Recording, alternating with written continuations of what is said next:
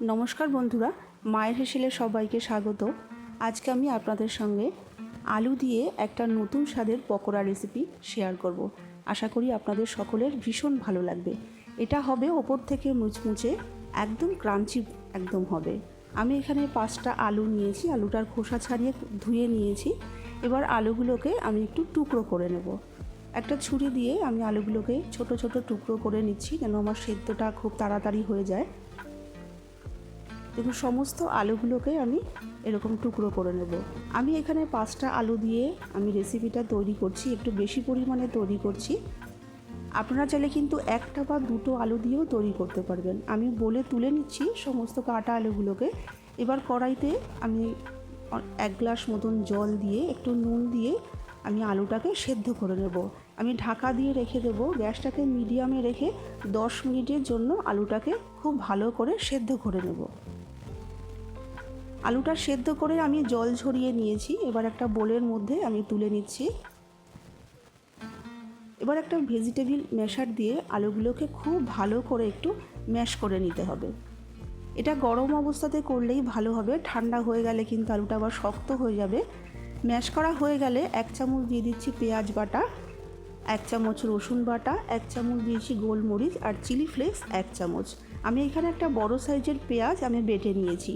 আর কস্তুরি মেথি দিয়ে দিলাম আমি বড় চামচের 1 চামচ। কস্তুরি মেথিটা একটু বেশি পরিমাণে দিয়ে দিলাম। স্বাদ মতন নুন, আর এখানে দিলাম কালারের জন্য সামান্য একটু হলুদ। এবার সমস্ত কিছু খুব ভালো করে একটু মিশিয়ে নিতে হবে। সমস্ত মশলার সাথে আলুটাকে খুব ভালো করে আমি মিশিয়ে নিয়েছি।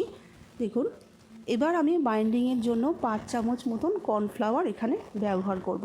কর্নফ্লাওয়ার সাথে আলুটাকে খুব ভালো করে এখানে মিশিয়ে নিতে হবে। আমি এখানে কর্নফ্লাওয়ারটা ব্যবহার করলাম বাইন্ডিংয়ের জন্য। আপনাদের কাছে যদি কর্নফ্লাওয়ার না থাকে, এখানে ময়দার ব্যবহারও কিন্তু করতে পারেন। দেখুন, একটু শক্ত শক্ত করে ডোটাকে তৈরি করে নিতে হবে। এবার ওখান থেকে অল্প একটুখানি ডো নিয়ে আমি এরকম ছোট্ট ছোট্ট করে বল মতন শেপ দিয়ে নেব। এরকম হাতের চিটোতে রেখে গোল করে আমি ছোট্ট ছোট্ট বলের শেপ দিয়ে নেব। আপনারা চাইলে আপনাদের পছন্দ মতন ছোট বড় যে কোনো শেপে এটাকে তৈরি করে নিতে পারবেন।